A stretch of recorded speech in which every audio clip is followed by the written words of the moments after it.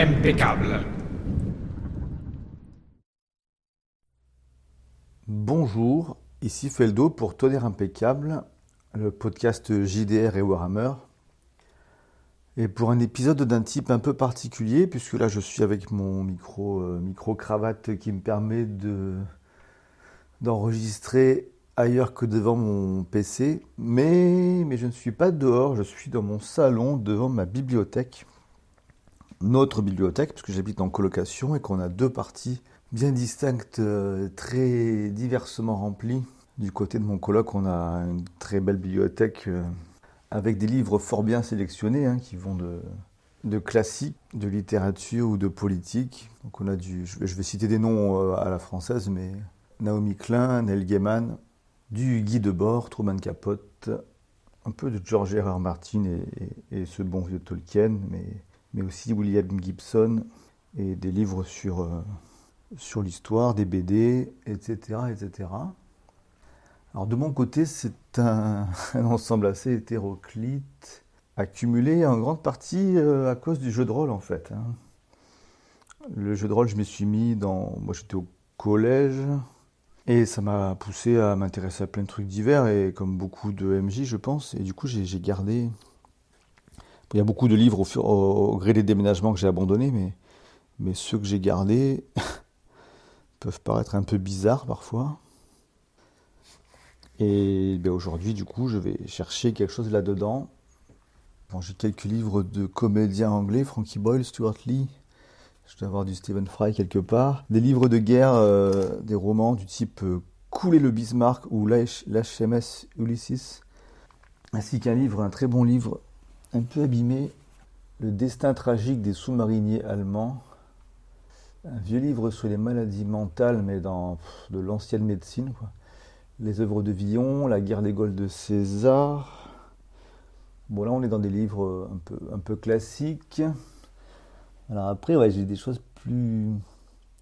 Les énigmes de l'alchimie, La sexualité dans la magie. Alors il y a du potentiel là-dedans, peut-être pour des... J'aime bien travailler sur les religions dans Warhammer, donc il y aurait de quoi faire là-dessus. La délation sous l'occupation, alors ça c'est glaçant de lire les lettres que certains ont pu écrire pendant la guerre, vraiment c'est... Waouh. On s'y attend un peu, mais quand on les lit, ça fait quelque chose quand même. Le livre des morts des anciens Égyptiens, excellent. Groucho et moi de Groucho Marx, ainsi que ses lettres. Que prendre? Il faut décider d'un truc. Le mystère des rêves, Les sorciers grecs, Le Hara de Karl Fried Graf Durkheim, un livre d'armes, Les armes de combat. Alors ça c'est quoi? C'est des armes à feu quand même, ouais. Le chant des oubliés par Fibre Tigre. Un atlas historique de la Grèce antique, excellent, mais peut-être trop dans l'histoire réelle pour être facile à adapter. Le dressage du chien d'arrêt. Ah putain, mais ça c'est les collections Lacour. J'ai déjà fait un numéro sur le livre Le chasseur au chien d'arrêt, et je pensais que c'était tout ce que j'avais sur le sujet, mais en fait non, j'en ai un précisément sur le dressage du chien. Première leçon, le rapport, la quête et l'arrêt, chasse en plaine à l'arrière-saison, la chasse au bois, la chasse en société, la chasse au marais, du choix d'un chien d'arrêt. Ça mériterait sans doute, comme il n'y a aucune illustration et tout, ça mériterait que je m'y plonge un peu avant de revenir dessus, mais ouais, ça pourrait être bien de revenir encore une fois sur les chiens. Je reviens régulièrement, mais c'est un sujet qui a du potentiel. Je fais un livre qui s'intitule La femme dans l'Antiquité. À côté de ça, Le destin tragique de l'Algérie française. Je ne l'ai pas lu, je ne sais pas si c'est tragique dans le sens l'Algérie doit rester française ou l'inverse. Saint-Exupéry, Vol de nuit. Alors j'ai pas mal, j'ai aussi La grande bataille dans les airs de 14 à 18. J'ai pas mal de choses sur la guerre aérienne de la Première Guerre mondiale, sur lequel j'aimerais bien écrire un livre dont vous êtes le héros, que j'ai un peu commencé, mais c'est un boulot assez difficile, ce genre d'ouvrage. Alors en bas de la bibliothèque, j'ai pas mal de choses qui concernent l'Antiquité grecque et un petit peu romaine, et dont des méthodes assimiles pour le latin, le grec. Bon, le grec c'est une langue super dure, je suis jamais allé très très loin. Le latin, je peux pas dire que je le parle, mais je suis un peu familier. J'ai un peu d'allemand aussi. Bon, J'ai du Jacqueline de Romilly qui parle d'Alcibiade par exemple. Henri Miller, ah oui tiens, j'ai aussi, alors c'est quoi le Colosse de Maroussi? Alors je sais pas si des romans, enfin, des trucs de ce genre-là, ça pourrait vraiment aider. J'ai quelques livres dont vous êtes le héros, mais pas beaucoup. Quelques livres religieux, enfin une ou deux bibles, un Coran, des mangas, des... Ah, ça c'est pas mal ça. Ah oui, j'ai deux gros livres que j'avais achetés dans des boutiques. Il n'y en a plus à Montpellier, ce genre de boutique. Je sais qu'il y en a à Marseille encore, mais... Des boutiques qui revendent à prix cassé des livres qui ne se sont pas bien vendus et au lieu d'aller au rebut, ils sont vendus à moitié prix, ce genre de choses dans des magasins. C'est un nom spécial, je sais plus, c'est une sorte de discount de la librairie. Et dans un magasin comme ça, j'avais acheté ces livres, Chants et chansons populaires de la France. On voit en bas, je vois Ozu, A-U-Z-O-U. L'auteur ou l'éditeur, c'est assez bizarre comme... Ah, chez Philippe Ozu, à Paris. Qu'est-ce que c'est que ça? On dirait que c'est des rééditions de vieux textes, un peu comme celui sur la chasse en fait. Donc du coup, c'est des livres faciles à éditer, j'imagine. Enfin, il suffit de s'occuper un peu de la mise en page et de l'impression, puis il n'y a pas à payer d'auteur particulier. Et donc pourquoi je sors ça? Parce qu'en fait, là, il y a un potentiel gigantesque. Je suis pas tellement musicien ni chanteur, mais ça contient des tas de vieilles chansons plus ou moins oubliées. Et à chaque fois, il y a les paroles, une gravure d'illustration, voire plus, et les partitions. Et en plus, il a une bonne odeur. Et parfois, il y a aussi une notice d'explication. À chaque fois, toujours d'époque, on reconnaît la mise en page et les polices de caractère du 19e. Puisque là, la première édition semble dater de 1843. Enfin, il y a deux livres. Le premier était marqué première série. Si je sors le deuxième...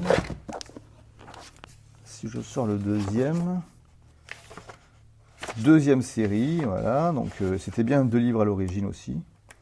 Mais il n'y a pas de date précisée sur le deuxième. Donc, j'imagine qu'ils sont sortis la même année, en 1843. Et là, l'édition que j'ai a été imprimée en 1984. Je l'ai acheté, je pense, plutôt... vers les années 2000, mais enfin, ça fait quelque temps que je me le trimballe quand même. Ouais. Et je l'avais prêté à un ami musicien une fois, qui avait repris, dans le premier tome, qui avait repris la chanson du Juif errant pour adapter la partition en musique électronique. Et ça rendait pas mal. Alors, la complainte du Juif errant. Alors c'est intéressant parce qu'il n'y a pas la figure du juif dans Warhammer. Enfin, d'aucuns pourraient dire que les nains héritiers de Tolkien ont pas mal de caractéristiques des clichés juifs depuis des siècles. Mais je ne vais pas partir là-dessus, ça me semble pas très intéressant.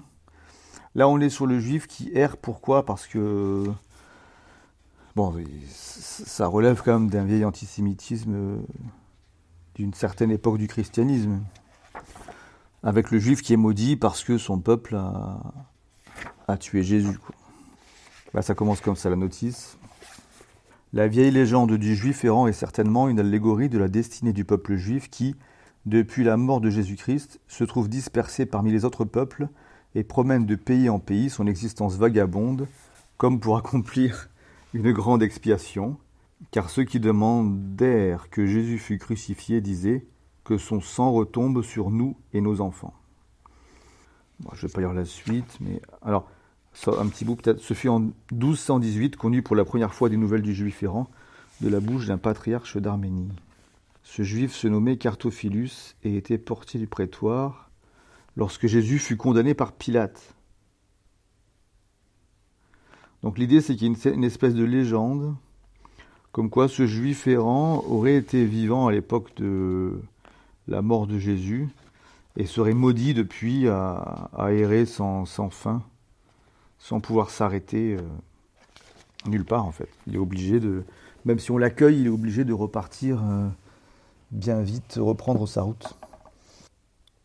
C'est expliqué par le fait que, alors qu'on menait Jésus au calvaire, Jésus a voulu se reposer contre la muraille qui appartenait à ce juif, et ce dernier l'a repoussé rudement en lui indiquant de continuer son chemin. Et Jésus l'a regardé et lui a dit « Je m'arrêterai et reposerai, et toi tu chemineras. Donc ça y est, à partir de là, il était maudit. Et au cours des siècles, il y a eu des différents retours de cette légende. Et après, on a une chanson qui a pas mal de textes. La chanson est un petit peu longue. Et pourquoi est-ce qu'on pourrait pas intégrer un personnage comme ça dans Warhammer? Ça pourrait être sympa. En enlevant le côté politique par rapport à notre monde réel, quoi. Ça peut redevenir un truc intéressant. Puisque on peut très bien imaginer qu'un PNJ, alors je pars sur un PNJ, on étudiera peut-être après la question d'un PJ, mais un personnage dans l'univers du vieux monde aurait vécu à une époque charnière, une époque importante, qui a vu la naissance des cultes de Sigmar ou autres, tous les gros cultes qui sont encore présents. Et voilà, et donc ce personnage aurait très bien pu avoir une mauvaise action, des mauvaises paroles à l'égard de Sigmar ou ce genre de choses, et se retrouver maudit et errer depuis tout ce temps, de manière discrète quand même, parce que c'est vrai que ce genre de personnage, quelqu'un qui vit très longtemps, pourrait finir par être un super VIP connu de tout le monde. Ce serait un peu dommage que ce soit le cas, ça perturberait l'équilibre un peu tranquille de cet univers où le merveilleux existe, mais il a une place un peu circonscrite. Donc je dirais que ça devrait être une malédiction qui l'empêche de construire quoi que ce soit. Enfin, celle du juif errant, quasiment telle qu'elle, elle est pas mal. Hein. Parce que du coup, si c'est quelqu'un qui peut pas rester en repos, il peut rien bâtir. Et au final, même si le monde n'est pas gigantesque, enfin, le monde est grand, mais il n'y a pas une population énorme, donc il repasserait quand même régulièrement dans les mêmes villes, sans se contenter de l'Empire. Hein. C'est quelqu'un qui va bouger dans tout le vieux monde, et peut-être même parcourir le monde entier. On peut en tout cas imaginer qu'il a au moins visité les autres continents au moins une fois dans son existence, une fois ou deux, mais qu'il préfère peut-être être entre la Bretonie, l'Empire et ces coins-là. Et à force de prendre son temps pour voyager comme ça, les gens qu'il visite finissent par mourir avant qu'il revienne, ce qui fait les gens ont toujours l'impression qu'il arrive pour la première fois, sauf peut-être dans certains villages où il y aurait cette légende comme quoi... le vagabond, il faudrait lui trouver un nom, quoi. Le maudit, le vagabond. Dans certains villages, il pourrait y avoir une mémoire de son passage qui fait qu'on l'attend, entre guillemets, et que des gens qui ne l'ont jamais vu de leurs yeux peuvent éventuellement le reconnaître au moment où il arrive. Non pas tellement par une description physique, encore que pourquoi pas, mais simplement par le fait que c'est quelqu'un qui vient, qui demande l'hospitalité, qui ne peut pas rester. En fait, souvent, on se rendrait compte après coup que c'était lui. Puisque même si on promet de pouvoir l'accueillir pendant 2-3 nuits, il part nécessairement après la première, etc. Et du coup, ce serait pas mal de faire une chanson à son égard, puisque vu que quelque chose se crée, une petite légende se crée autour de lui, des gens vont penser qu'il existe, d'autres vont penser qu'il n'existe pas, que c'est une invention. Mais dans tous les cas, il y a matière à chanson, quoi. Et alors, si c'est pas un juif errant, qu'est-ce que ça peut être? Un moine, ça peut être un moine parjure. Attention, il y a forcément une composante religieuse, quoi. S'il a été maudit, et que du coup il meurt pas tant qu'il n'a pas accompli quelque chose, ou peut-être qu'il peut pas s'échapper lui-même par ses propres moyens, mais qu'il doit nécessairement attendre la réalisation d'une autre prophétie, genre des choses liées à la fin des temps, ou ce genre de choses, ou quelque chose qui doit être fait par un empereur sigmarite ou par un grand prêtre. Mais il a fini par perdre espoir et perdre de vue cette chose-là. Il est tellement habitué à errer, à marcher, il ne peut pas se tuer lui-même. Bon, c'est comme un fantôme, mais de chair et d'os. Alors ça poserait quand même la question dans un jeu, autant dans une fiction non interactive, on fait ce qu'on veut d'un tel personnage, on choisit ce qui lui arrive et on peut très bien le préserver de toute violence. Autant dans un jeu de rôle, c'est plus compliqué parce qu'on a quand même des PJ dont les réactions sont pour le moins imprévisibles. Et on pourrait avoir des personnages qui se poseraient des questions par rapport à un tel personnage. Ok, il semble immortel, ok. Et qu'est-ce qui se passe si on lui plante une épée dans le cœur, quoi? Ce qu'ils vont se demander, vraiment, c'est un monde dangereux. En tout ce temps, il n'a jamais été attaqué, rien du tout. Dans une fiction classique, on pourrait dire que la malédiction fait que, un peu comme Caïn, maudit par Dieu dans la Genèse, Caïn dit bien ça, quoi. Dieu, tu me maudis, très bien, tu me chasses, mais tout le monde va me détester, on va me tuer, quoi. Et Dieu, entre guillemets, protège Caïn en promettant que ceux qui mettent la main sur lui seraient maudits pendant plusieurs générations, etc. Donc il pourrait y avoir dans une fiction classique quelque chose comme ça, notre personnage errant, notre vagabond maudit. Personne ne l'attaque parce que les gens sentent, ou en tout cas il y a une puissance supérieure qui fait qu'ils ne vont pas l'attaquer, ou ils sentent que s'ils le font, ça va mal aller pour eux. Mais les PJ sont au-delà de ce genre de considération. On peut la suggérer, on peut même implémenter une telle malédiction. Oui, ça peut être une piste en fait. Faire en sorte que le personnage, si son secret a été percé, si les PJ savent qui c'est, il va s'ouvrir à eux et puis mentionner en passant, enfin, que de manière plus ou moins innocente, ou ne pas mentionner s'il a envie d'en finir, je sais pas, que quiconque le tuerait serait maudit. Alors soit en récupérant la même malédiction, ça devient le nouveau vagabond, soit avec un autre type de malédiction, ça faut voir. Si on est sur cette piste-là, est-ce que le vagabond veut mourir et du coup il n'en parle pas et c'est au PJ d'avoir été mis au courant, déjà de ne pas se comporter comme des fous qui tuent tout ce qui passe, mais aussi peut-être qu'ils ont été mis au courant par d'autres gens qui connaissent la légende en détail. Ou alors notre vagabond, il n'est pas spécialement maso, il parle dès qu'il peut de cette malédiction qui touchera son assassin pour pas qu'on le touche. Autre piste, c'est celle alors soit d'un corps à la Highlander, un immortel qui peut effectivement pas mourir, mais ça c'est un petit peu dérangeant.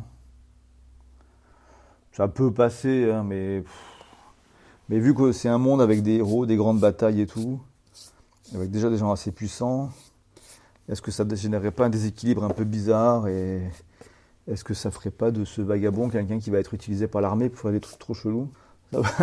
Ça peut donner un scénario X-Files dans Warhammer, pourquoi pas, hein, où il est pourchassé par le gouvernement, par l'Empire, qui veut choper le secret de son immortalité. C'est pas très Warhammerien, mais pourquoi pas. Non, ou alors il a survécu parce que même s'il n'y a pas de malédiction, le dieu qui l'a maudit, donc par exemple Sigmar, fait en sorte que personne n'ait envie de l'attaquer, quoi. Et que tout le monde le plaigne plutôt. Et là, ça demande un peu de méta et d'acceptation de la part des PJ, enfin des joueurs plutôt. Si les joueurs et les joueuses acceptent ce type de mécanique, jouer leur personnage comme étant plein de pitié envers ce bonhomme et dans l'incapacité de lui faire du mal. C'est peut-être la solution la plus élégante. Après, la malédiction qui se transmet à la K1, ça marche aussi quand même. Et ça peut donner des situations marrantes. Alors peut-être pas, si c'est un seul PJ dans l'équipe, que c'est du solo, tout est possible. Même de reprendre la même malédiction que le vagabond. Ça peut même être assez intéressant. Une sorte de quad quantum médiéval. Mais si c'est une équipe avec plusieurs PJ, il faudrait que ce soit une malédiction différente, je pense, pour pas que ça gêne toute l'équipe. Mais une malédiction notable, quoi. Ok, ce personnage a tué quelqu'un de mythique qui avait vécu pendant des temps incroyables. Mais du coup, t'es peut-être fier de toi, mec, mais tu vas en baver, quoi. Après, plein de malédictions sont possibles, hein, je vais pas spécialement donner plein d'exemples là-dessus, mais ça peut être le fait d'avoir tout le temps mal à l'endroit où on a frappé le vagabond. Ça peut être le fait de rêver de lui chaque nuit, ou de le voir même, nous observer très régulièrement. Ça peut être le fait d'être forcément fâché dès qu'on croise des Sigmarites, sans qu'ils arrivent à comprendre pourquoi ils nous ont dans le pif, et ça fait baisser drastiquement les jets de sociabilité. Mais même sans jet, il y a deux bases d'une mauvaise réaction, quoi, qui peut être assez dangereux avec les Sigmarites. Ou dans le même ordre d'idée, ça peut être qu'on est toujours mal accueilli dès qu'on arrive dans un village, les gens se méfient de nous, etc., quoi. Bon, enfin, il y a plein de possibilités. Mais une malédiction de ce genre, ce serait dommage que ça prenne juste la forme d'un malus sur les attributs ou ce genre de choses, quoi. Ça n'a de sens que si y a une mécanique un peu plus riche derrière au niveau de l'interprétation ou du roleplay. Donc voilà pour une possible adaptation de la légende et de la chanson du Juif errant. Dans ces livres, il y a encore beaucoup de choses, donc peut-être que je fouillerai d'autres chansons une prochaine fois. Mais je vais alterner, quoi. Je vais pas. Il y a encore plein d'autres livres potentiellement sympas. Certains sur les mathématiques, l'histoire des maths, l'histoire de la magie, la guerre du renseignement pendant la Seconde Guerre mondiale, et l'Inquisition. Ouais, j'ai quelques trucs sur l'Inquisition qui sont intéressants, dont des manuels d'époque. Enfin, j'ai pas le livre d'époque, mais des rééditions de textes à destination des prêtres catholiques de l'époque. Un peu de science-fiction, des livres de politiciens. Je collectionne, c'est mon petit. Je collectionne les livres ringards de politiciens qui se sont mal vendus. Donc on a 2 exemplaires de La Femme fatale sur Ségolène Royal, mais aussi des choses sur Jacques Chirac, Sarkozy bien sûr et compagnie, et des anciens présentateurs télé aussi, Bruno Mazur.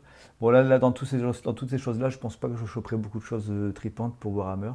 Sauf peut-être à imaginer Il n'y aura pas de télé bien sûr, mais peut-être des artistes qui dans Altdorf commencent à trouver d'autres façons de générer du spectacle et tout un engouement autour d'eux, quoi. Ça peut être rigolo, bon, faut voir, suivant les concepts d'équipe. Ah, je sais pas, où est-ce qu'il est ce livre que j'avais sur le... Faut que je retrouve ce livre que j'avais sur Paris au 17-18e siècle, là, qui parlait des sans-abri, de la cour des miracles et tout, il était vraiment bien. Après, j'ai des contes et légendes de Savoie ou de Grèce antique. Un livre sur l'ancien français. Est-ce que ça peut servir peut-être? L'histoire de la marine française, l'épopée viking, les grands navigateurs, ça peut être cool. L'exploration des mers et des autres continents dans Warhammer, c'est vraiment intéressant. 3 hommes dans un bateau, très bon livre anglais, plutôt drôle. Un autre livre sur les sous-marins, quelques-uns sur les... Il y a Nietzsche en allemand, ouais, bon, je ne suis pas assez bon en allemand pour le lire. Le roman de Renard, Épictète, histoire politique et psychologique de la religion romaine, la saga de Gisli-sur-Saône, les amours d'Ovide, les héroïnes de l'histoire européenne, technique de la guerre occulte par Alexis Martin, or et monnaie dans l'histoire, l'or et la monnaie, ça aussi c'est des trucs... Bon, c'est le genre de bouquin qui en général est un peu indigeste, mais l'histoire économique, enfin l'économie dans Warhammer, ça peut être sympa aussi. Ok, l'anarchie secrète de la science par Michael Brooks, il est rigolo ce bouquin. Et puis je pense que je vais m'arrêter là. On verra pour la prochaine fois. Je vous dis à plus. Tchuss.